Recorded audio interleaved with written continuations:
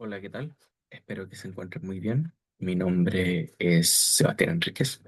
Soy estudiante de último año de la carrera de Derecho en la Universidad de Chile. Tengo un interés por el derecho internacional y algunas de sus ramas, por ejemplo, el derecho penal internacional, el derecho internacional humanitario, el derecho internacional de los derechos humanos y también el derecho internacional público en general. Y el día de hoy voy a realizar una primera clase o exposición introductoria sobre el derecho penal internacional. Eh, Mi intención es revisar la definición, eh, la interacción con otras disciplinas, las fuentes del derecho penal internacional, qué bienes jurídicos protege, los principios y una evolución histórica del derecho penal internacional. ¿Ok? Así que vamos a revisar. Eh, bueno, partamos con qué es el derecho penal internacional. El derecho penal internacional es una disciplina jurídica que comprende todas las normas y principios de derecho internacional que tienen como objeto a la responsabilidad penal individual por atentados graves contra la paz, la seguridad y el bienestar de la humanidad. Berle y Jesberger dicen que comprende todas las normas de derecho internacional que directamente fundamentan, excluyen o de cualquier otro modo regulan la responsabilidad penal. ¿Ok? Entonces es el derecho internacional que establece los crímenes y establece la responsabilidad. Y también Zapala dice que establece los procedimientos, que son esas tres tipos de normas internacionales que finalmente regulan el derecho penal internacional. ¿Ok? Es penal porque penaliza, valga la redundancia, la comisión de ciertas conductas descritas con antelación y porque rigen todas las garantías de un proceso penal. Y es derecho internacional porque las fuentes son del derecho internacional, porque los bienes jurídicos son del derecho internacional. ¿Ok? Y vamos a revisar la relación del derecho penal internacional con otras disciplinas, con el derecho internacional de los derechos humanos, con el derecho internacional humanitario y la justicia de transición. Bueno, el derecho internacional de los derechos humanos es aquella rama del derecho internacional que busca proteger los derechos fundamentales de la persona eh, y que establecen un límite al Estado para el ejercicio del poder y que establecen ciertos deberes al Estado de garantizar la protección, la promoción de estos derechos. ¿Ok? eh, las similitudes con el derecho penal internacional y el derecho internacional del derecho humano es su origen histórico. Ambos nacen después de la Segunda Guerra Mundial. Eh, el derecho internacional de los derechos humanos con la Declaración Universal de Derechos Humanos y el derecho penal internacional con el establecimiento de el Estatuto del Tribunal Militar Internacional y el Tribunal Militar Internacional y el Tribunal Militar para Lejano Oriente. Buscan promover estándares mínimos para la convivencia humana. Algunos autores dicen que son un mínimo ético universal y son ámbitos de aplicación directamente a las personas, es decir, aplican a la protección de las personas, tanto el derecho internacional como el derecho penal de los tanto el DIDH como el DPI buscan finalmente la protección de las personas. Se relacionan en que el DIDH es un límite para el DPI y su aplicación. Por ejemplo, el procedimiento mismo del derecho penal internacional está limitado por las normas del debido proceso del derecho internacional de los derechos humanos. Y también tienen una usual coincidencia fenomenológica, que suelen tratar los mismos fenómenos. Las diferencias son el sujeto principal obligado. En el derecho penal internacional, el sujeto penal principal obligado son los individuos mismos, mientras que en el derecho internacional de los derechos humanos es el Estado el obligado de garantizar el respeto de los derechos humanos. Las jurisdicciones competentes también son distintas. En el derecho humano existen los tribunales de derechos humanos, por ejemplo, la Corte Interamericana de Derechos Humanos, la Corte Europea de Derechos Humanos y la Corte Africana de los Pueblos, se llama. Y en el derecho penal internacional se encuentran tribunales como el Tribunal Internacional Penal para la ex Yugoslavia, el Tribunal Internacional Penal para Ruanda y la Corte Penal Internacional. Son distintos los tribunales. Y las consecuencias jurídicas también son distintas. La consecuencia jurídica en el derecho internacional de los derechos humanos es la responsabilidad internacional del Estado, mientras que en el DPI es la responsabilidad penal individual del sujeto que comete el crimen internacional. El derecho internacional humanitario es aquel que busca limitar los efectos catastróficos de la guerra y busca dos cosas principalmente.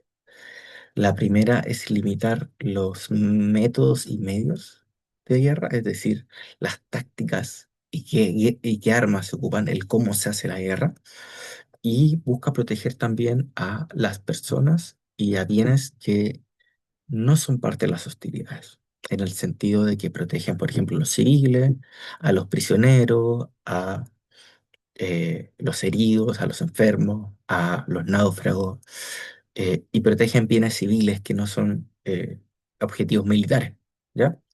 Eh, y los crímenes de guerra son las violaciones graves del derecho internacional humanitario. Y la relación es que el derecho internacional humanitario establece estos crímenes de guerra, establece la conducta que no se debe realizar, y en caso de realizarse, el derecho penal internacional persigue la responsabilidad de los sujetos que cometen los crímenes de guerra. ¿Ok? El derecho penal internacional y la justicia transicional también están vinculados. La justicia transicional es un conjunto de mecanismos, procesos y medidas judiciales para abordar las graves violaciones a los derechos humanos y el derecho internacional humanitario cometidos en conflictos, dictaduras, y con el propósito finalmente de establecer justicia, reparación, verdad, no repetición, y facilitar la reconciliación y consolidación de la democracia y el Estado de Derecho. Y como muestra la imagen, la justicia de transición cuenta con una serie de herramientas: la persecución penal, la amnistía, las comisiones de verdad, las reparaciones y la ilustración. Y uno de los mecanismos es la persecución penal. Y ahí se puede perseguir los crímenes internacionales. El caso más cercano mío es el caso de Chile, que entre el 1973 y 1990 hubo una dictadura que eh, violó los derechos humanos de forma generalizada y sistemática, eh, efectuó asesinatos, desapariciones forzadas, y, y la tortura fue un mecanismo generalizado y usual eh, por parte de los agentes del Estado. Y uno de los mecanismos de la justicia transicional chilena ha sido la persecución de los crímenes de lesa humanidad cometidos por agentes del Estado. eh, y hasta el día de hoy se han dictado sentencias condenatorias contra agentes del Estado que han cometido crímenes de lesa humanidad. Las fuentes del derecho penal internacional son las mismas del artículo 38 del Estatuto de la Corte Internacional de Justicia, es decir, los tratados internacionales, la costumbre internacional, los principios generales de derecho, y como mecanismos auxiliares o medios auxiliares está la jurisprudencia de tribunales y la doctrina de los publicistas de mayor competencia, por así decirlo, es decir, la doctrina de los jurisconsultos más relevantes. Los bienes jurídicos protegidos por el derecho penal internacional eh, son la paz, la seguridad y el bienestar de la comunidad internacional, como los bienes jurídicos más importantes de la comunidad internacional. Un bien jurídico son aquellos valores o intereses que protege el derecho penal internacional.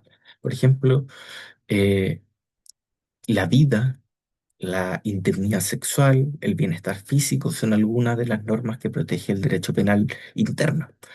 Y Y en el caso del derecho penal internacional es la paz, la seguridad y el bienestar de la humanidad, sin perjuicio de que existen otros bienes jurídicos. Por ejemplo, en el delito de genocidio, un bien jurídico protegido es la integridad del grupo protegido, es decir, se busca proteger al grupo de su destrucción total o parcial.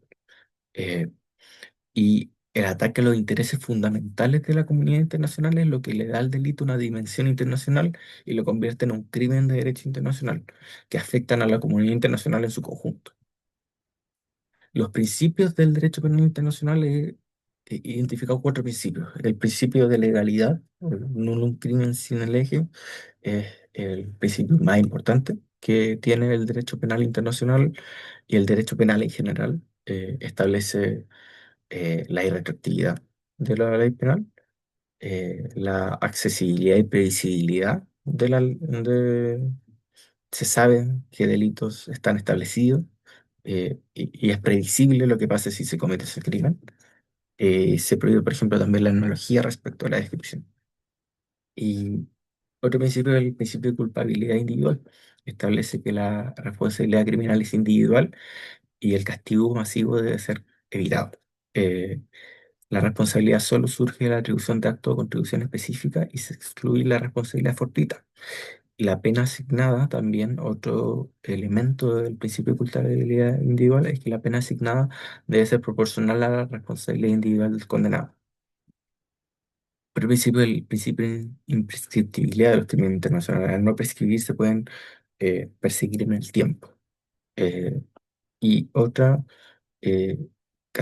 principio que también han identificado algunos autores es la inadmisibilidad de cualquier tipo de obstáculo para juzgar estos crímenes. Es decir, si hay amnistía, si hay prescripciones, si hay indulto, si hay perdón, el, el derecho penal internacional no, no le da validez y permite la persecución de estos crímenes.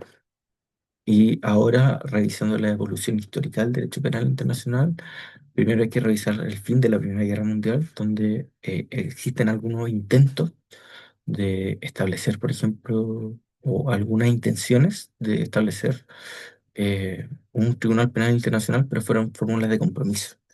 Eh, en el caso, por ejemplo, el Tratado de Versalles decía que tenía que llevar ante tribunales interaliados a tribunales, a criminales de guerra que habían violado el derecho internacional humanitario y eh, se solicitaron la entrega de 896 presuntos criminales. Alemania señaló que lo iba a perseguir ellos con su Tribunal Supremo de Leipzig y al final fue una parodia porque se sometió a proceso a 45, se dictó, eh, se llevó a juicio a 16 y se dictó condena contra 6, y los cuales huyeron y no cumplieron sus penas. Otro caso es el caso del el genocidio del Estado yihadista turco, que es conocido como el genocidio armenio, que fue calificado por las potencias aliadas como un crimen contra la humanidad y la civilización. Sin embargo, no se realizó ninguna persecución a los responsables. También la guerra de agresión, que es decir, cuando se eh, viola eh, la, la prohibición del uso de la fuerza, es decir, se ocupa la guerra. eh, no como forma defensiva, sino que como con fines expansionistas, coloniales, etcétera, etcétera. Es calificado como un crimen internacional en la Liga de las Naciones y la Conferencia Panamericana de La Habana, pero no se establece ninguna responsabilidad penal al respecto, solamente se dice que es un crimen internacional. También se empiezan a regular los primeros métodos de guerra y medios de guerra, perdón. Por ejemplo, la prohibición de métodos asfixiantes, el Tratado de Washington de 1992 dice que es una infracción penal, pero no dice nada más.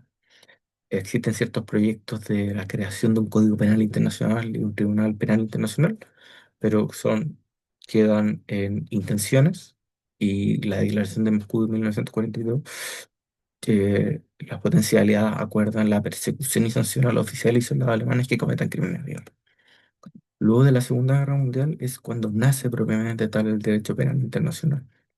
La Carta de Nuremberg establece el Tribunal Militar Internacional para el juzgamiento de criminales nazis y MacArthur, que estaba encargado del Frente Asiático o de Asia, proclama el Tribunal Penal Militar Internacional para el Lejano Oriente, que se dedica al juzgamiento de criminales japoneses. Estos tribunales persiguen los crímenes de guerra, los crímenes contra la humanidad y los crímenes contra la paz o la agresión. Eh, Son tribunales que sí condenaron a, a nazis y a japoneses, principalmente a la pena de muerte.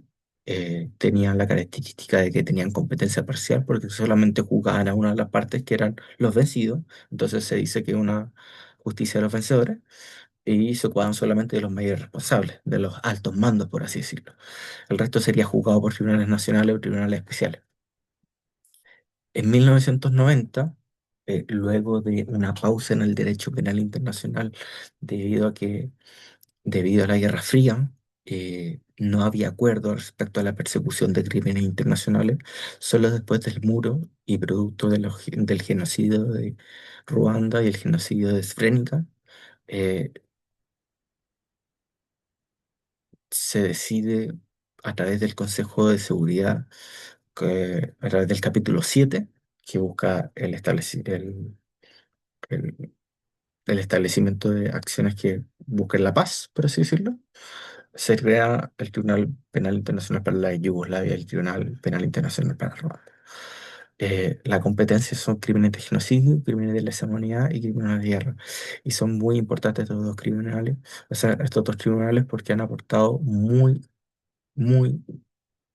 significativamente a la precisión y al desarrollo del derecho penal internacional. Dos ejemplos, por ejemplo, el Tribunal eh, Penal Internacional para Ruanda ha aportado significativamente al crimen de genocidio.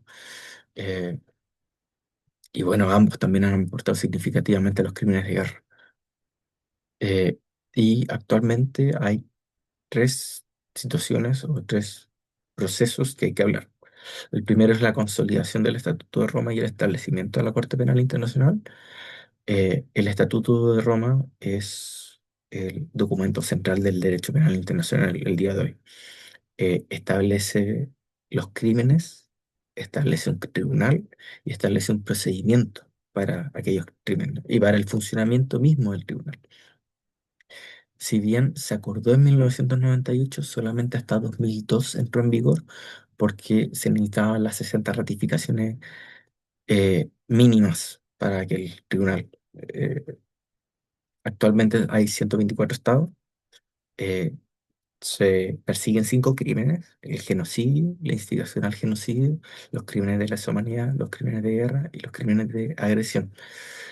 Sin embargo, una característica o algo que hay que notar es la ausencia de grandes potencias, que son Estados Unidos, Rusia y China, y que hay poca participación de los países asiáticos en general. Está más bien concentrado en Europa, Asia y África. Eh, y es problemático porque Estados Unidos y Rusia han sido quienes han llevado a cabo una de las mayores guerras a escala, eh, y que se ha denunciado en la Comisión de Crímenes de Guerra, y imposibilita de cierta forma la persecución de los crímenes, sin perjuicio de que se han abierto investigaciones y formalizaciones de igual forma. Eh, o sea, en el caso de Rusia se han pedido órdenes de arresto, por ejemplo, pero en el caso de Estados Unidos ha sido más complicado. Eh, El caso de Israel también, de Israel tampoco es parte del Estatuto de Roma. Ha sido solamente a través de la ratificación del Estatuto de Roma por Palestina que se ha empezado la investigación y, y órdenes de arresto contra autoridades del Estado de Israel.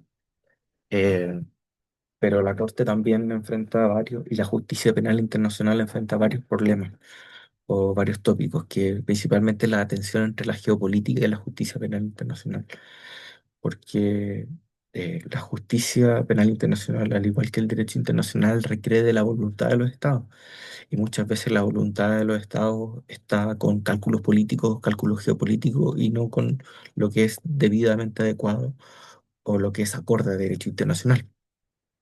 Eh, por ejemplo, el caso de al-Bashir, que era un criminal buscado por la Corte Penal Internacional, se paseó por algunos países africanos que tenían la obligación de arrestarlo y no lo hicieron. Mongolia invitó a Putin, que tenía una orden de arresto, y no lo arrestó. Y Netanyahu y Galant también tienen órdenes de arresto y no han sido arrestados. Galant viajó a Estados Unidos sin ningún problema. eh, Y Alemania, por ejemplo, ha dicho que si bien es parte del Estatuto de Roma, pone en duda si arrestaría o no a Netanyahu. Eh, y esta tensión geopolítica y la justicia penal internacional se ve incluso en la intención de impedir y boicotear y sabotear el trabajo de la Corte Penal Internacional. Estados Unidos ha impuesto sanciones a dos tandas de sanciones a la Corte Penal Internacional. Durante el primer gobierno de Trump se establecen sanciones debido a que se autorizó la investigación en Afganistán por la situación en Afganistán. Entonces Estados Unidos dijo, van a perseguir a algunos militares estadounidenses y sanciona. Eh, y, el dos- y el 2025, Trump ha vuelto a sancionar a la Corte Penal Internacional por emitir órdenes de arresto contra sus aliados, contra Netanyahu y Galán, y también ha sancionado a cuatro jueces que autorizaron la orden de arresto contra Netanyahu y Galán y que autorizaron la investigación de Afganistán. Entonces, no es solamente que no hay cumplimiento, sino que de hecho en algunas situaciones hay un saboteo deliberado contra la justicia penal internacional. Otra crítica que ha sufrido la Corte Penal Internacional es la selectividad por parte de los países africanos. Se han retirado cerca de tres países africanos en conjunto, señalando que principalmente se persigue a eh, autoridades sudafricanas, señalando que existen tintes neocolonialistas por parte de la Corte. Y si bien es cierto que la mayoría han sido africanos, la Corte ha ido diversificando su persecución.